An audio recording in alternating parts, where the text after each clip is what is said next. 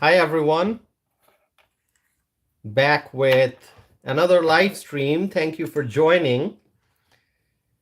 It is Tuesday night, and I saw something in the news that shocked me, and that's what I'm going to be discussing. You may have already seen the title of this live stream, Migrants in the Basement.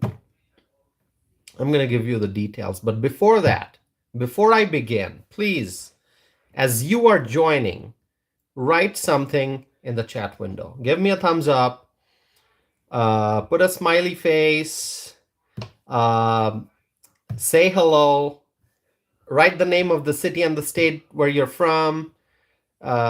Just write something in the chat window. Let me know who's here. And as always, I usually wait for a minute or two before getting into the discussion. What that does is it allows people to join in as they are getting the notifications about this live stream. It just gives them more time to tune in. So I'm going to wait for maybe another minute, but please, in the meantime, write something in the chat window. Just tell me where you are in, which city you're tuning in from, what the weather is like. Oh, Terry is here, my friend Terry. Hi, Terry. Terry, do you know that our weather here in Wisconsin, the temperature was over 70 degrees? Do you know that, Terry? South Dakota, cold and windy. Well, we have bright sunshine and warmth. It was a beautiful day today. Let me tell you, amazing day here in Wisconsin, February. And so, before I get into the discussion, February, we're having tremendous weather here, 60 degrees, 70 degrees.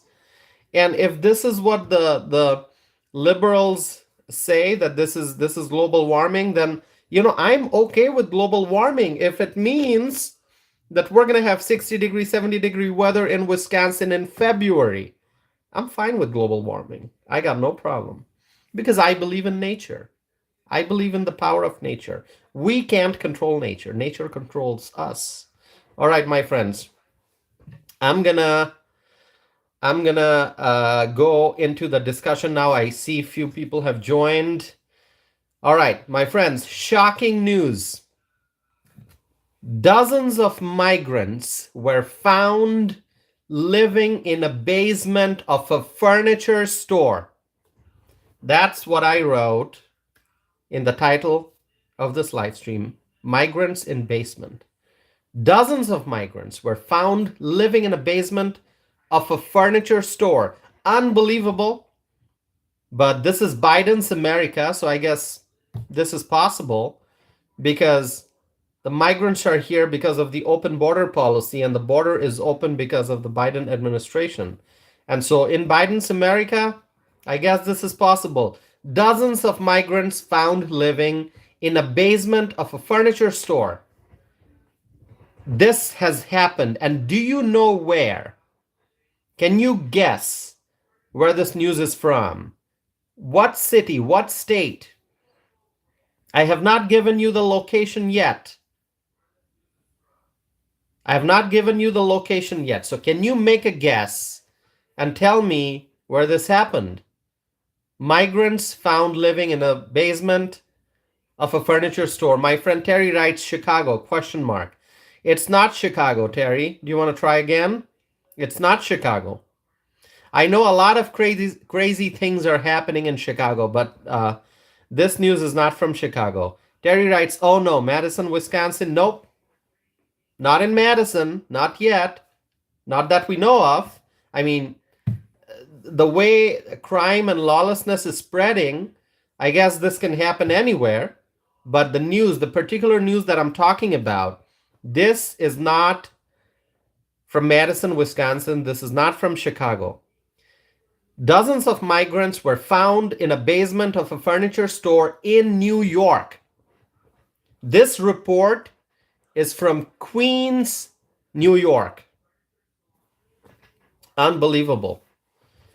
And the fire department of New York did an inspection on Monday night according to reports, and found migrants in the basement of a furniture store. Reportedly, there were more than 70 people who were living in that basement, more than 70 people living in the basement of a furniture store in New York, in Queens. I am speechless. I am so shocked. I just shared the news with you, but I'm really speechless. I mean, what comments can I have about this? I mean, what do I say? This is Biden's America. Unbelievable stuff are happening. Let me ask you a question. Are there any rules and regulations in New York? How can 70 people live in a basement of a furniture store? My friends, it seems to me that rules are for law-abiding individuals in this country. Those who are law-abiding, those who follow the laws and laws are for them. Those who want to break the rules, they do it anyway. Teresa Ross has joined. Teresa writes, hello. Hello, Teresa. How is the weather in Arizona, Teresa? Is it bright and sunny? Is it cold? Let me know, Teresa. Thank you for joining. Thanks for being here. Teresa Ross writes, beautiful. That's wonderful to know. We had, as I said at the beginning of this live stream, we had an amazing day, bright and sunny, but there are reports of some possibility of storm and hail and snow tonight. So we have to wait and see. I'm gonna look out the window here. It's okay for now. So as I was saying, it seems to me that the rules are for the law-abiding individuals in this country, but those who want to break the rules, those who disregard the laws, they do it anyway. And so let me tell you, I am not an expert in New York's zoning rules and city ordinances and occupancy standards, okay? I'm not an expert. I don't live in New York. I live here in Madison, Wisconsin. And I'm not an expert. I didn't study New York's zoning rules and city ordinances and occupancy standards. But my common sense, and that's something that I have, okay? I can guarantee that I have common sense, all right? I have common sense. That much I'm sure about. And my common sense tells me that if there are 70 people living in the basement of a furniture store, then perhaps some violation has taken place. Some violation, some law, some rule, some ordinance has been violated. If there are 70 people living in the basement of a furniture store, some ordinance violation, some regulation violation, some violation has happened. That's what my common sense tells me. 70 people living in the basement of a furniture store, that does not seem very proper to me, my friends. Let me look at the chat window here. So Terry is writing about her experience in Madison and that some apartments had too many residents per apartment. Zoning laws. Yep, Terry, I'm not an expert in zoning laws, but whenever you see more people living in a place where you would typically not expect that many people, like, in an apartment, let's say a two-bedroom apartment, if you see 10 people in a two-bedroom apartment, that's, that doesn't sound proper, right? So once again, I'm not a lawyer. I'm not an expert in zoning laws and rules and city ordinances and occupancy standards. So I'm not going to comment too much on that. But 70 people living in the basement of a furniture store? I'm telling you, my common sense tells me that something's improper. Some violations has happened. And this was a case that was detected And the authorities, they saw this arrangement, 70 people living in a basement. Just think about it. Do you think that there may be other places in New York City where such irregular housing arrangements may be present? Is it possible? It seems that many people don't want to follow the laws and rules these days. And that's what I keep saying. We are witnessing the erosion of the rule of law. Lawlessness is spreading in this country. We are a country of law and order. Unfortunately, there's all types of crises in this country right now. Economic problems, border crisis, many other problems, widespread lawlessness, crime is going up in many places, and quality of life is falling, because when crime goes up, when people are stressed, when there are economic problems, and then quality of life falls. And so we are witnessing the erosion of the rule of law. And once again, are there other buildings in New York City where migrants are staying in violation of laws and rules? There are laws and rules and codes in any American city. Dozens of migrants living in the basement of a furniture store. It's just unbelievable. Isn't that a fire hazard? I think that's a fire hazard. What do you think? Isn't that a fire hazard? Teresa Ross writes, too crowded. That's not healthy. Exactly. It's not healthy if it's too crowded. Let me look at some other comments. Yeah, I mean, Terry writes about the rule of law. There are many people who are not following the laws and rules anymore. And why is it happening? You know, this happens particularly in liberal cities, in cities and communities where the liberals are in charge in government, like New York City, like Chicago, like Denver. You see more lawlessness in these cities. Look at California. Lawlessness is spreading. That state is run by Democrats, liberals. So my friends, New York City, and I keep saying this, New York City is a great city. Once upon a time, it was a great city, but not anymore. Sadly, not anymore. The city has lost its greatness because of the liberal politicians. Because of the liberal politicians who are in charge in New York City, the city has lost its greatness. Once upon a time, it was a great city. What New York City needs is new leadership. New Yorkers need a new leader who can make New York City great again. The city needs new leadership, somebody who can make New York City great again. Now that brings me to my next point. Now I'm moving on to the next topic. Do you know the results of the Michigan primary? Who knows the results of the Michigan primary? Please write it in the chat window. Michigan primary, that was today. The results are out. Do you know the results? It has been projected that Donald Trump has won Michigan's GOP primary. Donald Trump is the winner of the Michigan GOP primary. You know what that means? You know what that means? Do you know what that means? Donald Trump has won the GOP primary in Michigan. You know what that means? That means Nikki Haley has lost again. She has lost again. Now, does that mean that Nikki Haley will drop out of the race for the White House? Is she going to finally drop out of the presidential race? At this point, I don't think so. I think she's going to continue. Now, I may be wrong. I hope I'm wrong. I hope she suspends her campaign and endorses Trump.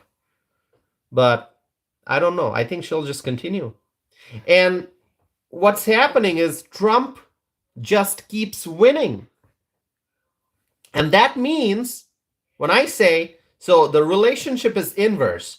When I say Trump just keeps winning, it means Nikki Haley just keeps losing. When Trump wins, Nikki Haley loses. So Trump just keeps winning and Nikki Haley just keeps losing and losing. And she's probably getting ready for more losses because Super Tuesday is coming, my friends.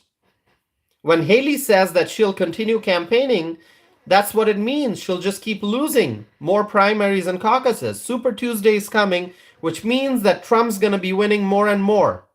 Get ready for Super Tuesday. On the other hand, now let's talk about the Democratic primary in Michigan.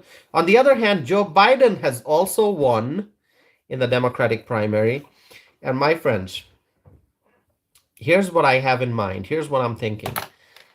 I cannot wait for the Trump-Biden debate, the presidential debate.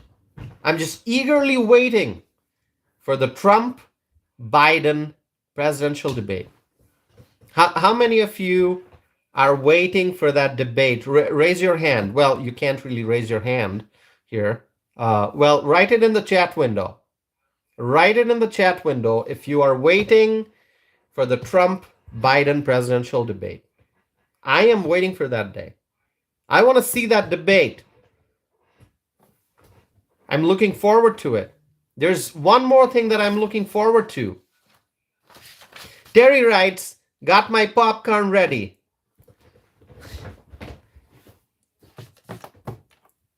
I am waiting for that debate. And Terry has her popcorn ready. That's wonderful, Terry. We need popcorn. It's going to be an amazing debate, the Trump-Biden debate. Teresa Ross writes, LOL, Terry. Terry has her popcorn ready. I'm waiting for that debate. And you know what else I'm waiting for?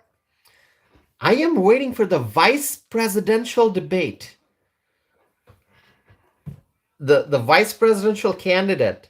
We don't know who that is going to be. Trump has not announced who the vice presidential pick would be. But I do know that I'm waiting for the vice presidential debate. Okay? It's going to be whoever Trump chooses versus Kamala Harris. Oh my God, what a debate that'll be. Is it okay? Just think about the different scenarios. Is it going to be Kristi Noem versus Kamala Harris?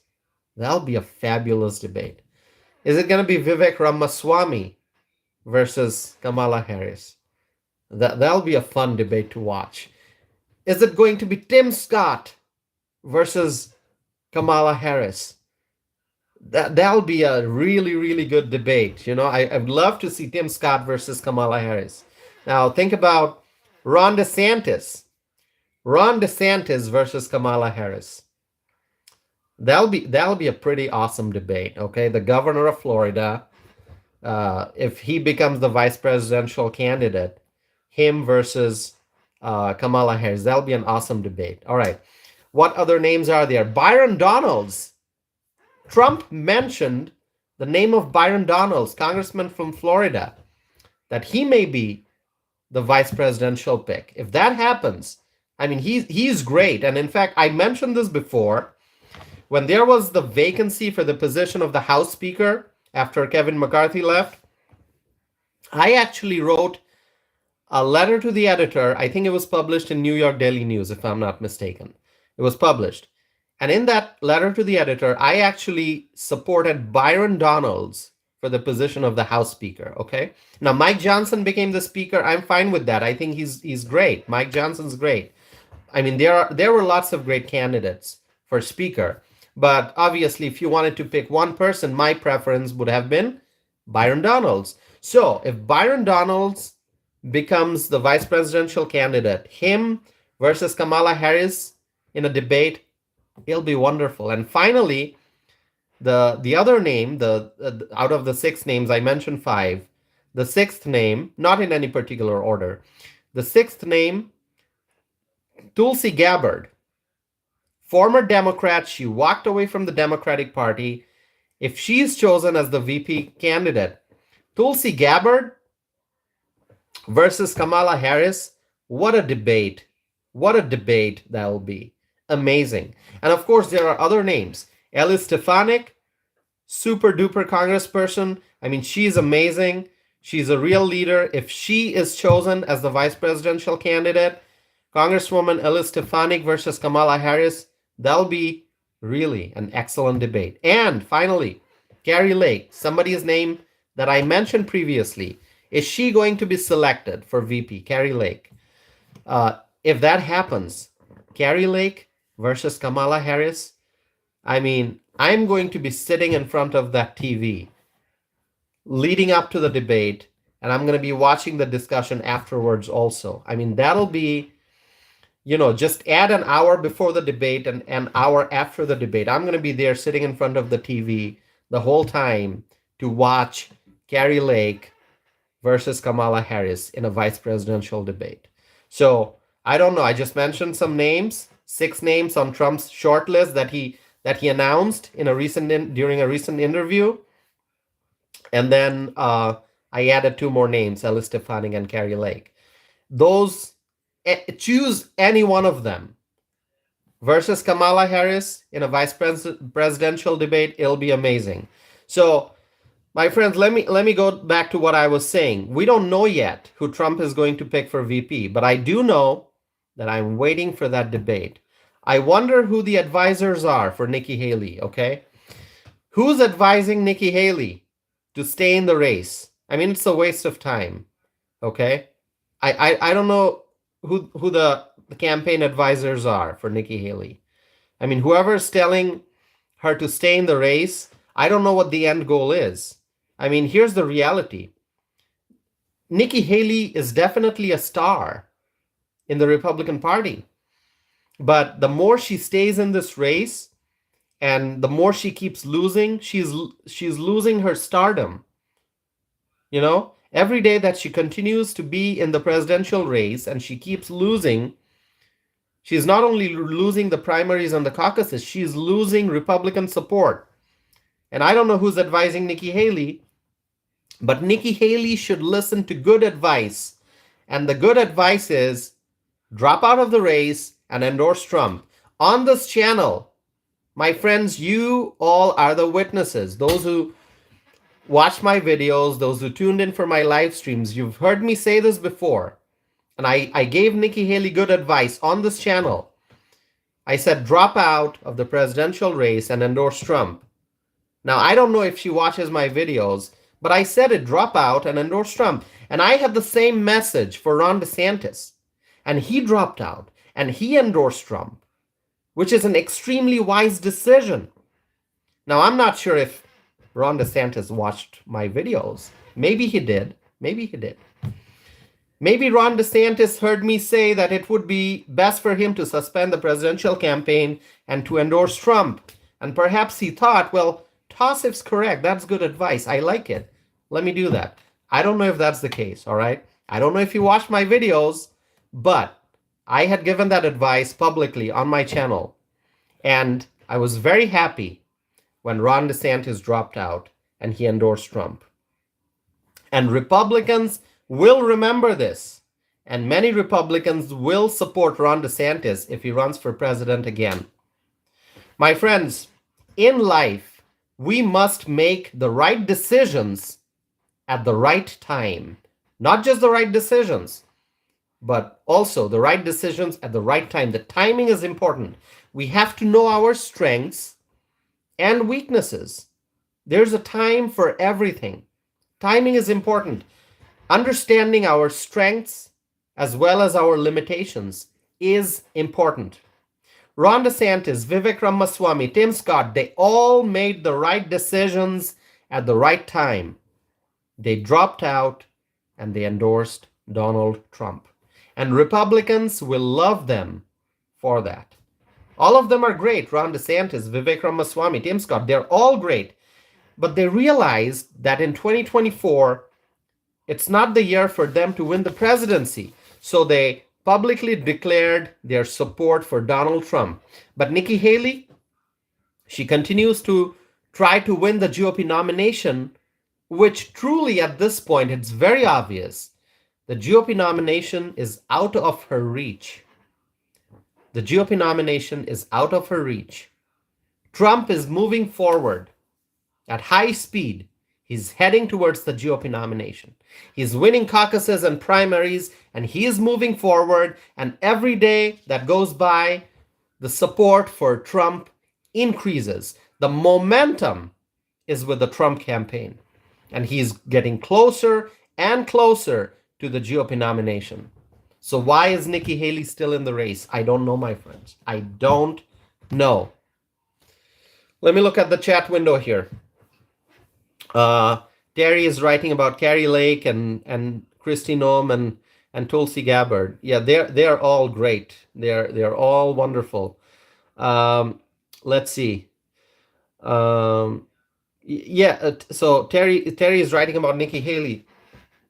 Nikki Haley is losing so much support that if she runs again for president in the future, I don't want to make predictions that far out in the future, but the way that she has lost and continues to lose support from Republicans, grassroots Republicans, it's I don't know. As I've said before, Republicans, they will remember that Nikki Haley continued to be in the race in spite of losing, while the other folks, they dropped out, and many of them endorsed Trump. So why does she continue to be in the race when there's really no pathway for her to get the GOP nomination? Anyway, I've talked enough. I've talked enough about this. Okay. At some point, I should just not talk about it anymore, because in my previous live streams I've talked about it. In this live stream I've talked about it. If Nikki Haley, if she wants to continue running, let her run. It's a free country. She can do that.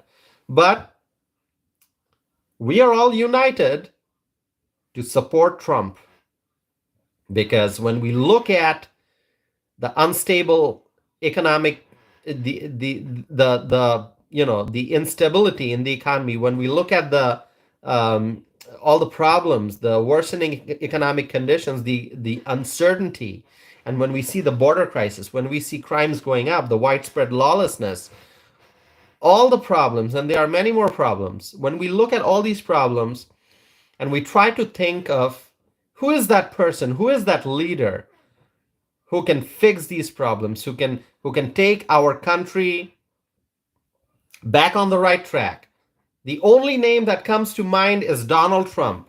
And so conservatives, Americans, are united to support Donald Trump for president 2024. My friends, share with me your thoughts. Let's look at the chat window. Terry writes LOL. Terry is laughing at me. Well, Terry, it's just it's kind of mind-boggling. I mean, the fact that Nikki Haley. So, all right, I said I was going to stop, but Terry mentioned that again. Terry writes LOL and a comment about Nikki Haley. So let me just say something. I keep saying that it's not politics as usual, right? Politics is about dreams, it's about ambitions, it's about ideas, it's about how to get to the point at which you can really help people. It's about public service, right? Because all these campaigns, these happen, and then people get elected, and we expect the elected officials to serve and to do what's good for the people, right? And we expect them to follow the law and so on and so forth. And so there's a logical framework in politics. Now, I do keep saying that lots of unpredictable things are happening these days, because in many ways we are in uncharted territory. There are many things that are happening in the political arena that we never saw happening before. And, that's because there are new generations of people. Times are changing. We are moving forward in the future. Technology has evolved, and people's mindsets, people think differently now. And with time, things change. And that's part of, evolution and being in nature. But when you see a presidential candidate like Nikki Haley, who's running, who's losing, who's running, who's losing, who's running, who's losing. And she's losing and losing so much that Americans for Prosperity Action decides to not provide her campaign with any more financial support. Okay, Americans for Prosperity Action, AFP, they decided to pause financial support for the Haley campaign. And I mean, after that, that should be a clear enough message. I mean, AFP, that's a serious organization. Okay? They're great people, they're intelligent people. And if they have paused financial support for the Haley campaign, how do you still think, and I'm referring to the Haley campaign, how do you still think that going forward with this campaign makes any sense? It does not. And so this is what's mind-boggling.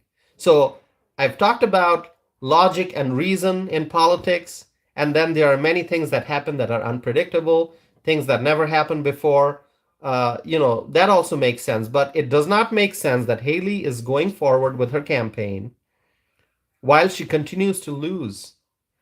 Anyway, that's it. Terry, you wrote that LOL, and I just had to add some more comments. Okay. All right, my friends, that's pretty much all I have. I don't have much more to add. I know we're beyond the 31-minute mark. Do you have anything else you want to discuss? Anything else? While we are here, let's just use this time to praise Governor Greg Abbott. I mean, this is one governor who is working so hard, and he needs more support. He needs more support. He's really the star in the Republican Party. He's an inspiration for so many people. I mean, this is what leadership looks like, my friends. Governor Greg Abbott. Everything that he's doing in Texas to protect the southern border, to secure the southern border, to protect the rule of law. I mean, I'm glad that we have some great Republican governors in this country, some great governors, and Greg Abbott is my absolute favorite at this time out of all the current governors. So, I think we all need to thank Governor Greg Abbott for what he's doing. Great governor of Texas. All right, my friends, just want to highlight, and I have mentioned this previously, I am going to be speaking at an event very soon, and I'll be talking about immigration, okay? By the way, those who don't know this about me, I'm actually, so my training, my academic training and expertise is actually in healthcare policy. Okay, did you know that? You probably did not, okay? My training and my experience is actually in healthcare policy. So healthcare is my passion. I don't have medical training. I didn't go to medical school. So I'm not a healthcare practitioner. I'm not a clinician. I'm not a doctor. But I am a policy analyst, and I studied healthcare policy. Now, immigration is what I really focus on this YouTube channel, because it is right now the number one topic, I think. When you look at all the topics, there are many important topics: the economy, supply chain, international relations, so on and so forth. But really, I mean, if you ask me, immigration, the border crisis, it's the greatest concern right now, personally for me. I want to see border security, and I want to see, I want to see that we're securing the border and stopping the influx of illegal immigrants. So I talk about immigration quite a bit. But we also have to talk about healthcare policy, because I'm sure people over here, whoever's listening to me, maybe some or all of you also experience this. Insurance premiums are going up, okay? And healthcare is becoming more and more expensive. Insurance premiums are going up. Copays and deductibles are going up. And healthcare is something that a lot of people don't understand because it's such a complex system. Okay, I'm a healthcare policy analyst, so I've studied healthcare for years. how the insurance systems work, how the public system works, public insurance, the private system, hospitals, clinics, the different networks. I mean, I've studied a lot and I still continue to do that. But I learn new things every day because the healthcare landscape in our country is always changing. At any given point in time, it doesn't stand still. There are new laws, there are new policies, there are new changes, new rules being made, so on and so forth. And of course, the population is also changing. It's dynamic, right? So we have an aging population. So going into the future over the next several years, I think what's going to happen is there will be an increase in demand for healthcare services for senior citizens. That's pretty obvious. So, what I'm going to be doing in the near future, I will also be discussing some important healthcare related topics on this channel. Of course, I'm going to be talking about immigration. I definitely will, because this problem is not over. The crisis gets worse every single day, and only Donald Trump, if and when he's in office as the president, he can fix it.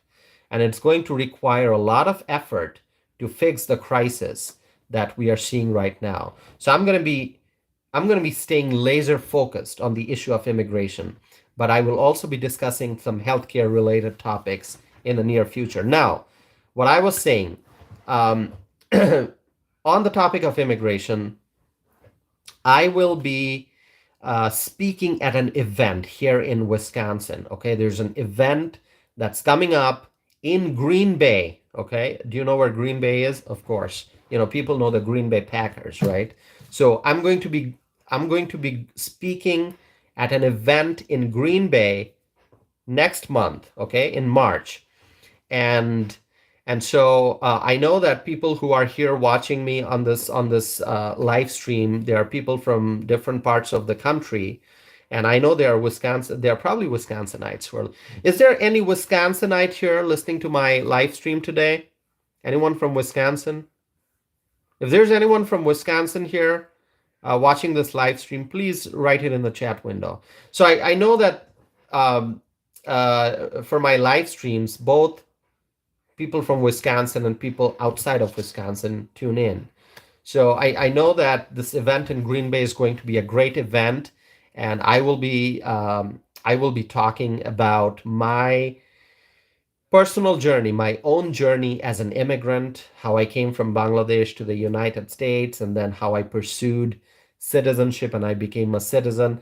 And of course, I'm a legal immigrant. I followed the immigration laws and rules to enter the United States legally, and I became a US citizen.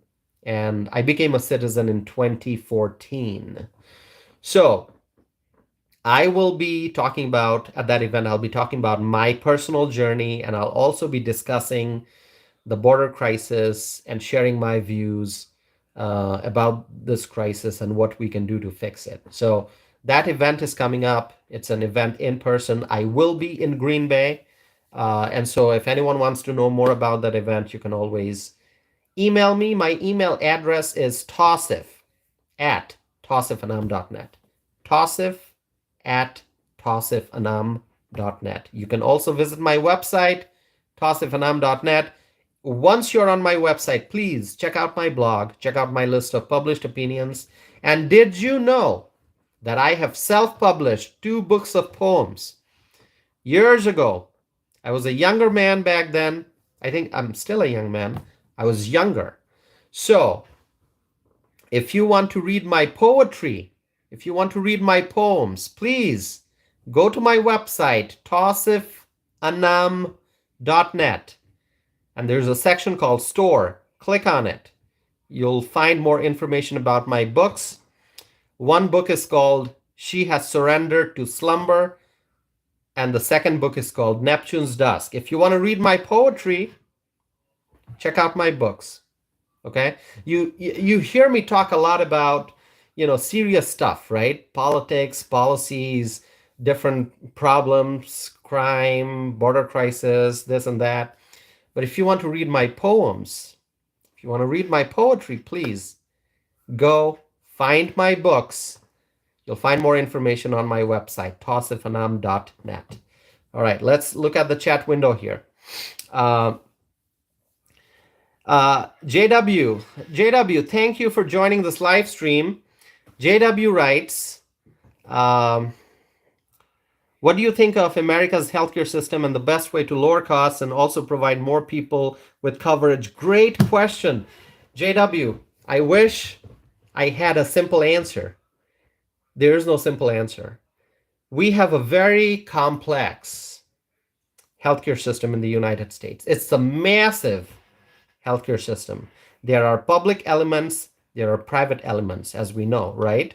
We have individual private, healthcare plans that you can buy, employer-sponsored healthcare plans, and then there are public, health insurance plans too, right? Medicare, Medicaid, and so I wish there was an easy answer. If I try to answer that question, it'll be a book, all right? And lots of experts have written books to share their thoughts on it. But JW, I really appreciate that question because you have really captured, in your question, you've really captured the some of the core issues. You've mentioned how to lower costs and provide more people with coverage. I mean, that's it. That's the goal. And so in your question, you've really provided the ideal picture. How do we lower costs while expanding coverage? Because, in healthcare, the three most important things: access, cost, and quality. All right? Access. How do you ensure that people have access to care? Cost. How do you ensure that people have access to care at a cost that they can afford, right? Cost and access. And then the other piece is quality. How do you make sure that people have access to the care that they need at a cost that they can afford while receiving high quality care? Bingo. I mean, that's it. That's what we are trying to achieve. Ensure access at a cost that people can afford while ensuring that the quality stays high. If you have access to care, and if it comes at a cost that you can afford, but if it means that you're getting low quality care, then it defeats the purpose. So access, cost, and quality. Expand access, ensure access, lower cost, and ensure high quality. And that's what we are trying to achieve. But as we know, the system is very complex. There are many stakeholders, many actors. It's not just doctor and patient. Healthcare is a very personal thing, right? I mean, it's about your health, and it's not just about treating illnesses. Obviously, when you have symptoms, if you have a runny nose, or if you have a cough, or aches and pains, or some kind of a symptom in your body that makes you feel bad, that's a symptom. And so you go and see a provider and get the treatment that you need. The provider tries to find out what's going on and how you can be on a path to healing. Now, that's one way of looking at it. But healthcare is also about ensuring good health. Okay? So you may be in perfect health. And what do we do to keep you that way? Right? What do we do to make sure that people who are in good health remain in good health? It's about being proactive in ensuring that your heart stays in good condition, that you're paying attention to your liver and to your overall body. Dental is a huge issue, that we talk about in healthcare. There are treatments for different things, but people complain about dental coverage, and having good dental health is very important to your overall health. So there are so many aspects to healthcare. And as I was saying, people typically would think that healthcare is just about going and seeing the doctor. It's not. In today's complex healthcare system, you have insurance companies, right? You have accountants, you have the medical coders, people who do the coding and the billing, and then you not only have doctors, but you have physician assistants and you have medical assistants, and then caregivers play a huge role in the healthcare system today. So it's not just about the patient interacting directly with the doctor or, as we say, with the providers, but also the caregivers play a huge role. And the caregivers are going to be playing a more important role going forward because, as we know, the United States has an aging population. So there are people who are in their 80s and 90s, and people who may be in health conditions that really don't allow them to make healthcare decisions by themselves, and that's why patients may have an appointed power of attorney, somebody who makes healthcare decisions for them on their behalf, who's looking for their best interest. And also caregivers in general. There are many senior citizens who need somebody to take them to the doctor's appointment. There are senior citizens who can't drive. Maybe they have a vision problem, or maybe they have mobility issues. They can't drive, so they have to have somebody to drive them to the appointment. Maybe they have to have somebody, if a senior citizen's living alone, somebody who comes in daily and makes sure that everything's okay. So it's not just about the doctor and the patient. The doctor will have a support staff, a support team. If you are if you've studied healthcare policy, then you've probably heard about the term patient-centered medical homes. That's very important. It's an important concept. You can look it up, and I can talk about that in more details in the future. But it's not just about the doctor and the patient. The patient may have a support system. The doctor may have a support staff. And of course, depending on the setting in which you're receiving care, whether you're receiving care at the doctor's clinic or you're going to the lab to get your tests done, or if you're going to the hospital to get treated for something, there are so many different healthcare settings, and in each setting, there are professionals, there's support staff, and there are all these rules and laws that govern, how healthcare is delivered, how the services are billed and paid for. So it's a very complex system. It's a very, very complex system. And Terry just mentioned about rural healthcare, healthcare in rural areas. So, there are, and we know this, there are cities where there may be an overcrowding of doctors.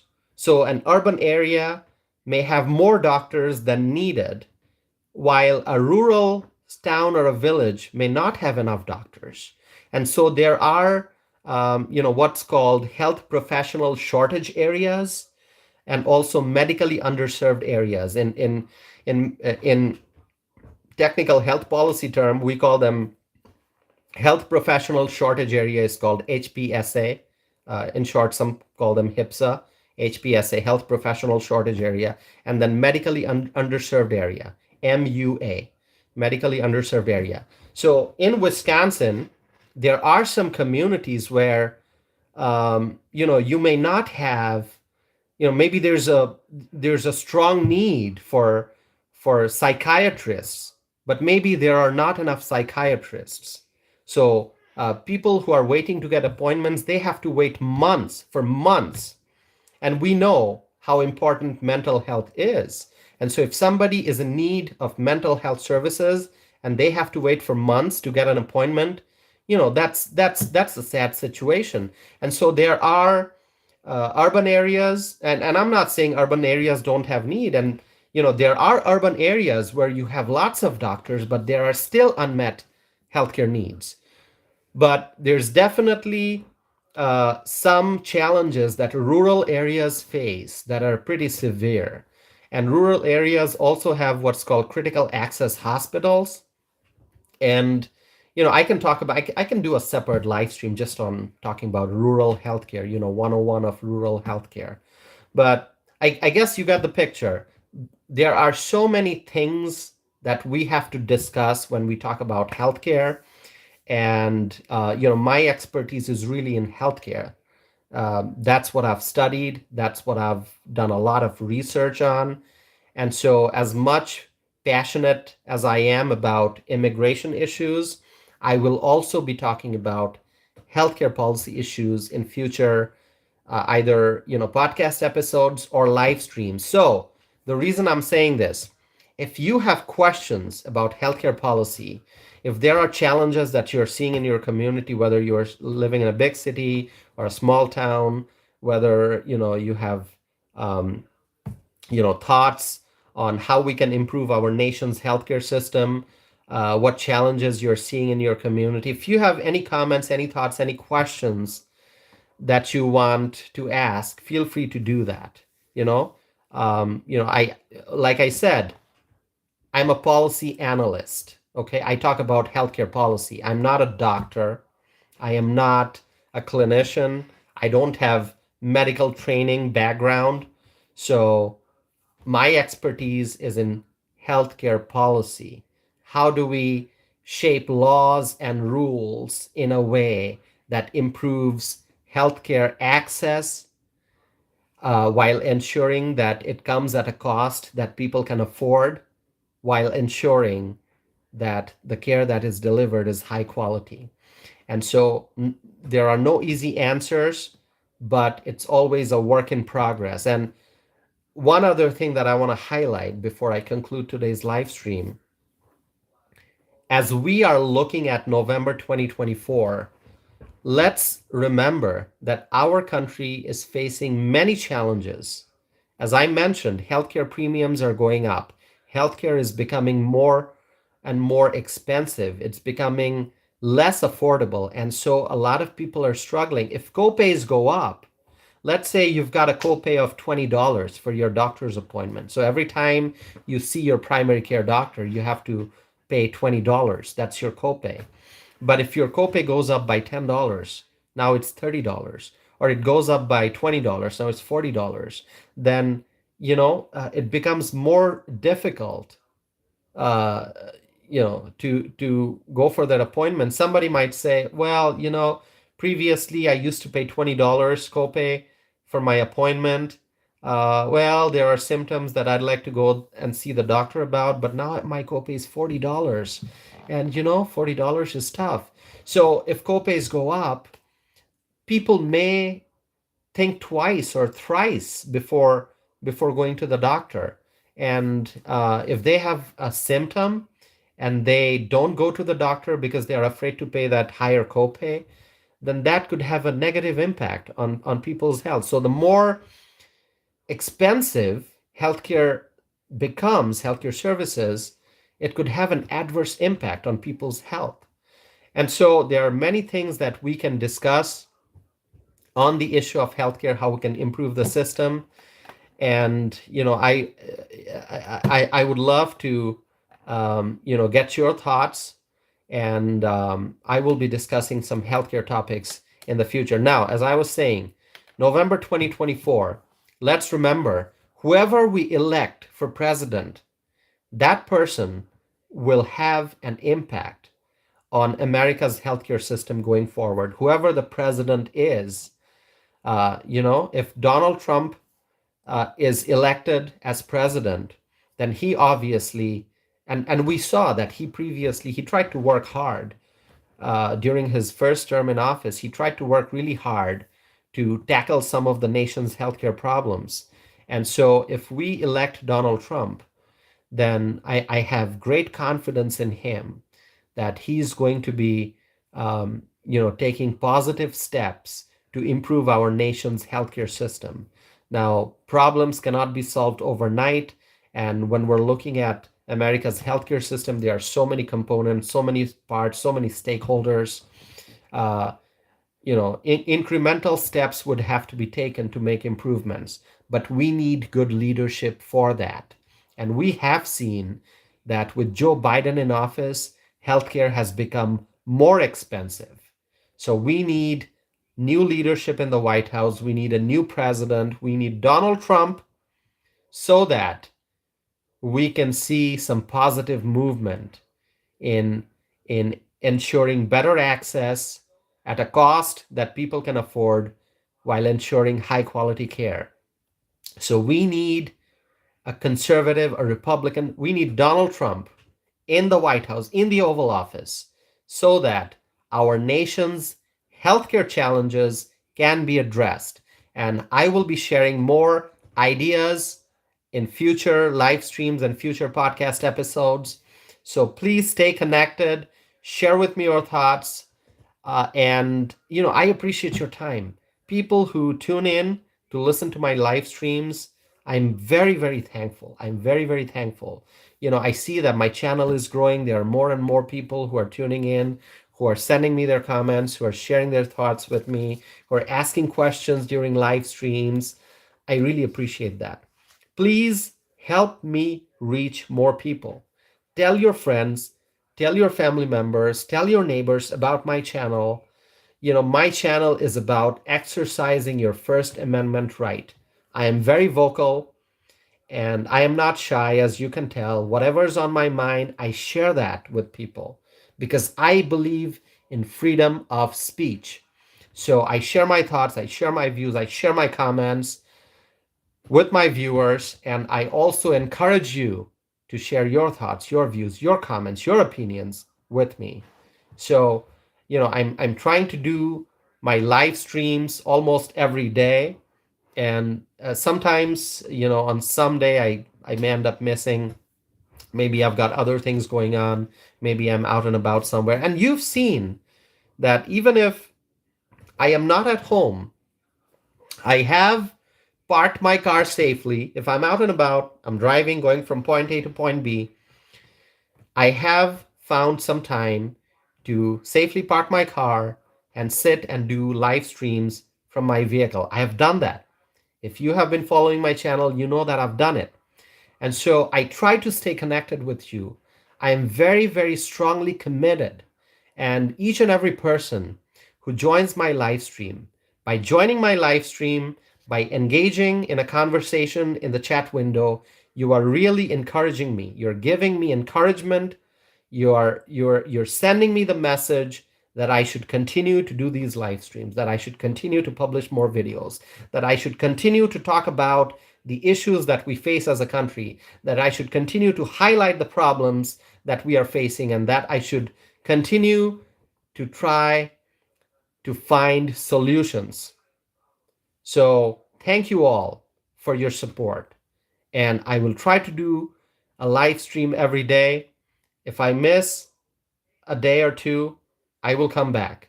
But I'm strongly committed to stay in touch with you all through my channel. So my friends, my channel is about social and political issues, both domestic and international.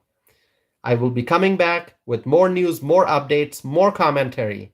I thank you all for joining again and for your valuable time, the time that you spend with me on this live stream. Thank you all.